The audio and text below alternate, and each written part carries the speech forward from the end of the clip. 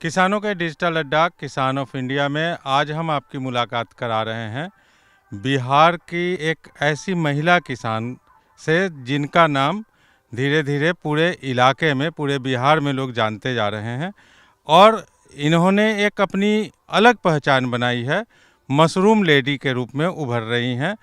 तो अनीता जी, आपका बहुत बहुत स्वागत है।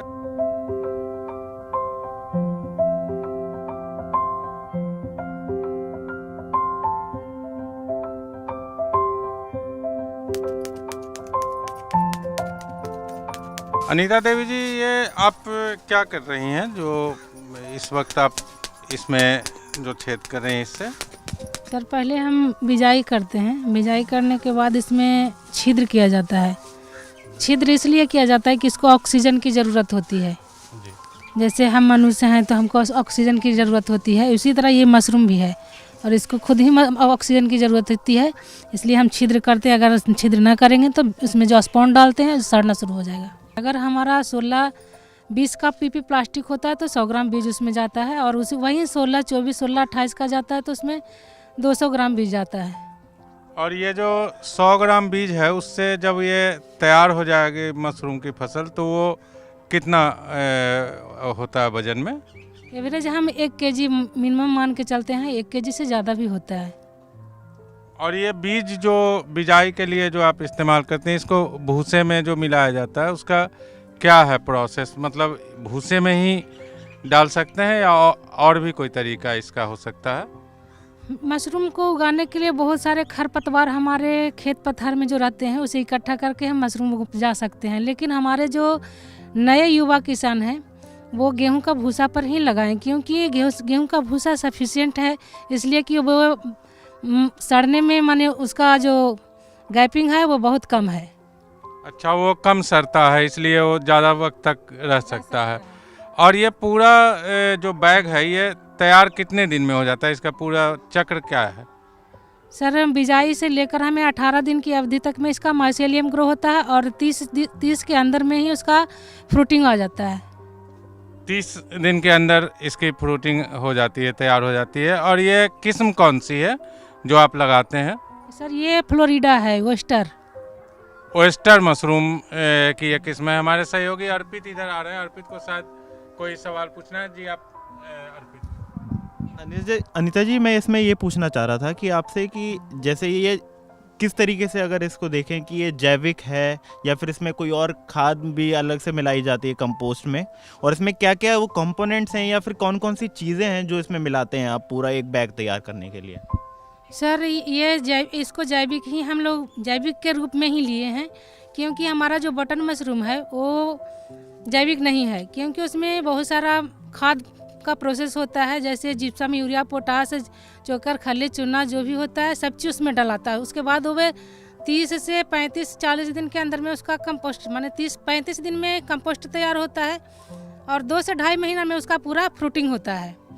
तो बटन का तो आधार अलग ही है, लेकिन हमारा जो ये ओएस्टर का आधार है वो अलग है, क्योंकि ये भूसा है और अगर हम गर्म पानी से यूज करते हैं तो फुल्ली जैविक है। अगर हम फॉर्मेलिन और बाबास्टिन का भी उपयोग कर सकते हैं कॉमर्शियल जाने पर, तो होता क्या है कि एक फंगिसाइड है, एक हमारा प्रिजर्वेटिव है, दोनों का जो कम्बिनेशन है 2 से 3 दिन का है, तो 2 से 3 दिन में उसका जो गंध होता है, स्मेल होता है, सब निकल जाता है। जिसमें पहले से जीवाणु उसमें अटैक किए हुए उसको निर्जीवीकरण करने के लिए हमने फॉर्मेलिन और बाबास्टिन का उपयोग किया। और अगर हमें इस माध्यम से देखें कि वो जैविक रासायनिक है तो नहीं, ये जैविक है, क्योंकि इसमें जितना भी हमने मटेरियल डाला वो 24 घंटा के अंदर में ख़त्म हो जाता है। साथ ही साथ अगर उसको हम हटाने के लिए ऊपर से पानी भी डाल सकते हैं, क्योंकि जैसे हमने टेटनस का सुई अगर किसी व्यक्ति को लगा देते हैं तो वो शरीर के अंदर घुस जाता है, उसके बाद उसमें से जितना भी विकार होता है बाहर से धुल जाता है। तो उसमें ऐसा ना हो कि वो जैविक ना हो, वो रासायनिक हो। हम फुली जैविक पर काम करते हैं और जैविक इसको समझकर लोग खाएं, इस्तेमाल करें। अनीता जी, एक चीज़ बताइए, ये बिहार में मशरूम की खेती, मशरूम उत्पादन बहुत कम लोग करते हैं, तो आपके दिमाग में ये कैसे आइडिया आया कि चलिए मशरूम की खेती करके देखते हैं? कब से आपने शुरुआत की और कैसे सोचा इसके बारे में? हम सर 8 वर्ष की उम्र की थी तो हमारे पिताजी सुनाया करते थे कि मशरूम होता है, लेकिन बहुत इच्छा जाहिर करने पर भी हमको नहीं दिखा। तो जैसे ही हमने एक सेमिनार का आयोजन हुआ, उसमें मशरूम का जिक्र किया गया, तो हमें तो उत्साह जागृत हो गया और हमको लगा कि हम उसको देखें। तो देखने के लिए हमें कहीं तो प्लान करना पड़ेगा। तो हमने हमारे आसपास पड़ोसी है रांची, वहाँ जाकर हमने बिरसा कृषि विश्वविद्यालय में 2 दिवसीय सेमिनार का आयोजन हुआ था, उसमें हम जाकर मशरूम को देखे और हमको बहुत अच्छा लगा। और हम जब लगता था कि हम नौकरी नहीं कर रहे हैं, हमारे पास कोई इनकम का सोर्स नहीं है, तो हम इसको करके हम अपना इनकम का सोर्स बढ़ा सकते हैं, अपना जीविका को बढ़ा सकते हैं, साथ साथ और व्यक्ति को जोड़कर इससे काम को दे सकते हैं। तो हम इसी काम को लेकर हमने ट्रेनिंग किया और ट्रेनिंग करने के बाद जब वहाँ से आई तो हम अपना मशरूम का कारोबार शुरू कर दिया। और मैं छोटे पैमाने से 10 बैग से ही शुरुआत किए थे, 1 kg बीज से।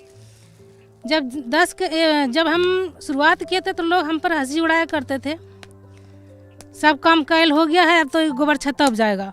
फिर भी हमको लगा कि हो सकता है कुछ इसमें मिले, तो हम उस काम को उज्जवल करने के लिए हम बरकरार उसमें लगे रहे।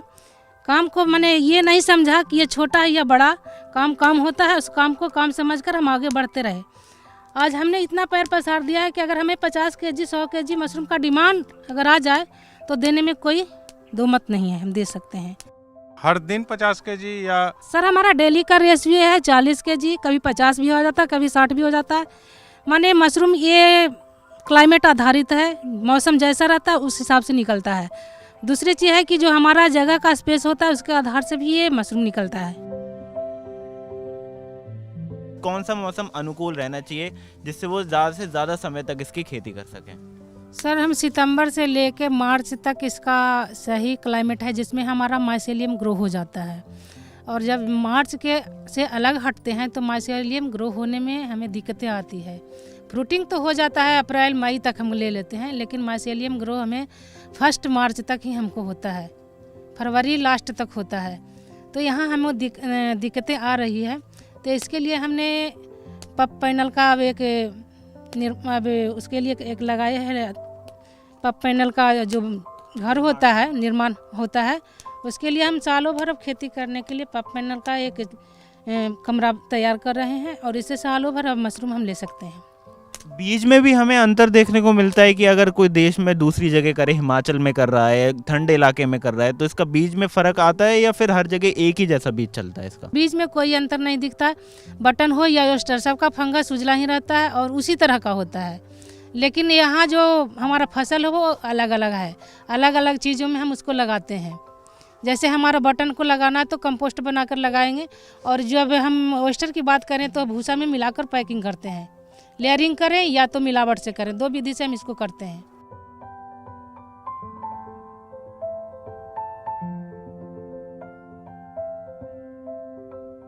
अनीता जी, मैं आपसे ये पूछना चाह रहा था कि मैं कहीं कहीं पे देख रहा हूँ कि कुछ बैग्स में ब्लैक स्पॉट हो रखे हैं, तो वो क्या उसमें कोई कीट लग चुका है? और दूसरा एक चीज़ है कि कहीं कहीं पे पूरी तरीके से ऑयस्टर खिले नहीं है, तो उसका बीच बीच में आपको भी सिंचाई और रखरखाव करना पड़ता है या एक बार पूरा ही आपको सिंचाई और फिर आगे अपने आप ये तैयार हो जाता है?